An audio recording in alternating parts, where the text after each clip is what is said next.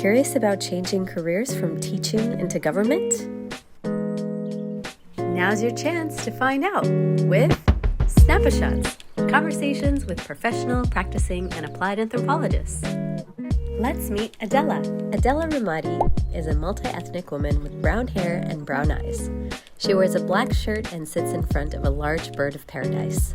She is a management analyst for the Department of Housing and Urban Development and is a cultural anthropologist working to reduce poverty and homelessness. How did you get interested in anthropology?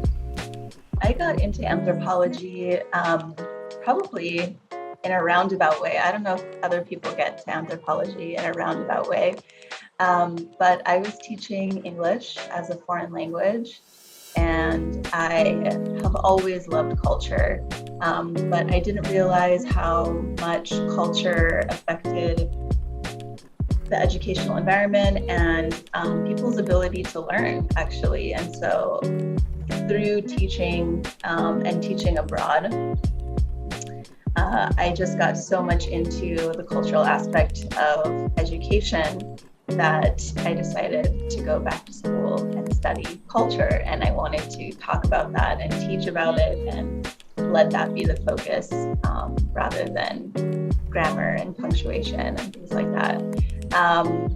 And so I think, some other influences, I always felt like the work I wanted to do, I wanted it to improve people's lives somehow. And when I started to learn more about like anthropological theories, which I fell in love with, I really wanted to make sure that I was actually bringing that into my practice, and that the things that I was doing were not just like in my head and written on a page, but actually starting to bring that into practice. How has the anthropological perspective or training enhanced your contribution to your workplace? I've just started a position in housing and urban development, and so applying that toolkit and that sort of skill set toward figuring out the complexity of housing for low-income, houseless, homeless individuals, and what that actually looks like in a very bureaucratic, complex web of, grants and programs and who runs what and how does this actually happen? How much anthropology, it seems like you're just the voice of common sense a lot of times, just listening to what people are saying and just saying it out loud in a different way or something. And I don't know, I guess I'm learning that it's not so common somehow, or that people really struggle to see things from multiple perspectives.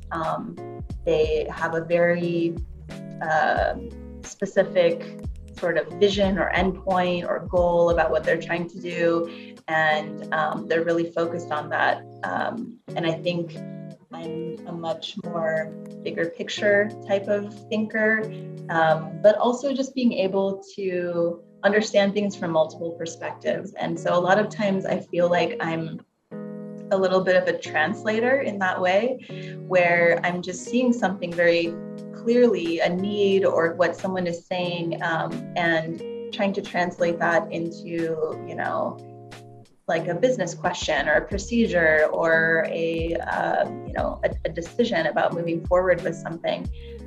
So I think that's probably the most underrated skill, that I bring to my job. Do you recall a moment that changed the way you practiced anthropology? When I was applying to grad programs, I met a woman. I toured a university in Austin, and the woman that I wanted to work with, she was in different departments, but she was part of anthropology. She's part of sociology. She had gotten her PhD in textiles. And here she was in the anthropology department, sociology department, Middle East studies. And I had such a hard time wrapping my head around that. And she told me something that, she literally, I think, told me, it honestly doesn't matter what your degree is in, like very straight face. It's all about how you apply it and what you end up doing. And that's what's going to be what shapes what you do. And that totally blew my mind, because I think as a student, we have more rigid understandings about the way the world works, that like, well, if I have a degree in law, then I'm going to practice law. And if I have a degree in psychology, then I'm going to be a psychologist. And that's actually not the way the world works. And I think especially in academia, but in really how you end up applying it, it's more about the work you do, and that's very self-directed. Of course, the theory behind it, the people you work with are going to shape that process. So I do think that that's important, like finding a good match there. But I think I didn't realize how just open-ended it all was. And it was just very creative. What was one thing about anthropology that nobody told you as a student? My very good friend, and also an anthropologist, linguist, Dr. Tamrika. And she told me that, or not even she told me, I watched her do it in life, and I did it with her sometimes. And that was to volunteer and like not worry so much about getting paid for things, and but just like, if you actually care about solving problems and helping people, like just do it. And it was crazy how many doors that opened, and not just about networking and professional development, but I just mean from a very human level, about like, I really care about this, and regardless of where that gets me professionally or anything else, like I just want to do this thing. And I think some of the most incredible experiences I've had as an anthropologist have not been paid. They've at all, and the people that I feel like have stuck with me, I'll remember forever, and. What advice would you like to pass on to future anthropologists seeking roles in professional fields?